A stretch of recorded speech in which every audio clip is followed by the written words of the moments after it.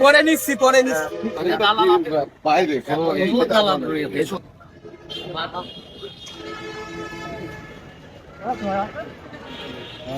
তোর সঙ্গে মারামারি করে মজা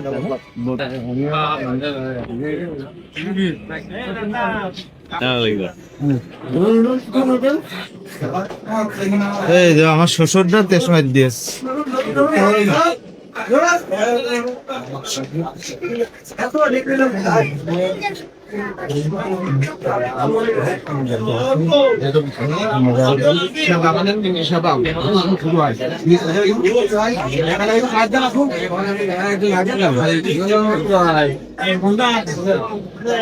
আমি খাচ্ছি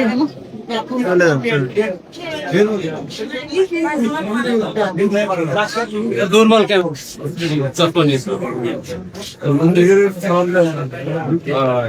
আসসালামু আলাইকুম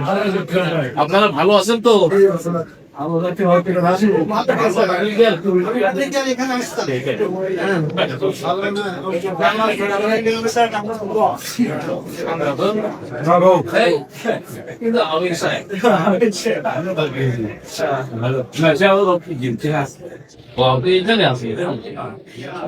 ঠিক আছে ভাই আসে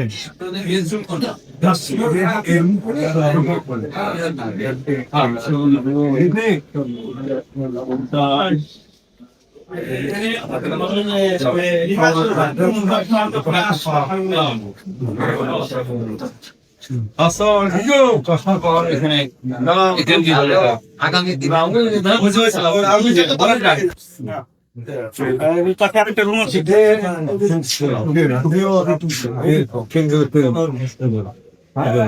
ভালো আছেন বুঝতে পারছেন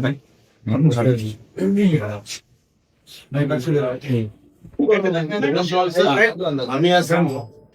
আর জোহান সাহেব সভাপতি মালিক জন্মাই সাহেব সব কিছু স্যার এরকম অবস্থা সবাই মিলে মোটামুটি সহায়তা করা হয় ওই যে মধ্যে টাকা পয়সা দেয় বেড কেনার জন্য দিবে তারপরে ডিসি মধ্যে কিছু টাকা দিবে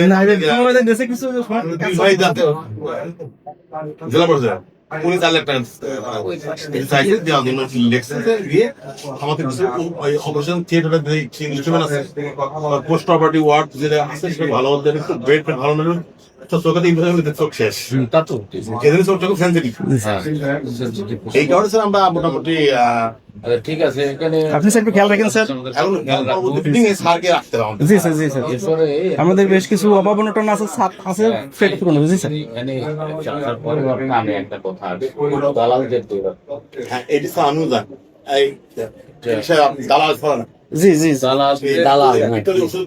কোনো প্রশ্রয় না না দালালের কোনো প্রশ্রয় নেই ভিতরে ঢুকতে পারে না কিন্তু বাইরে ওরা তো বাইরের থেকে আমরা কিভাবে মানে সাধারণ জনের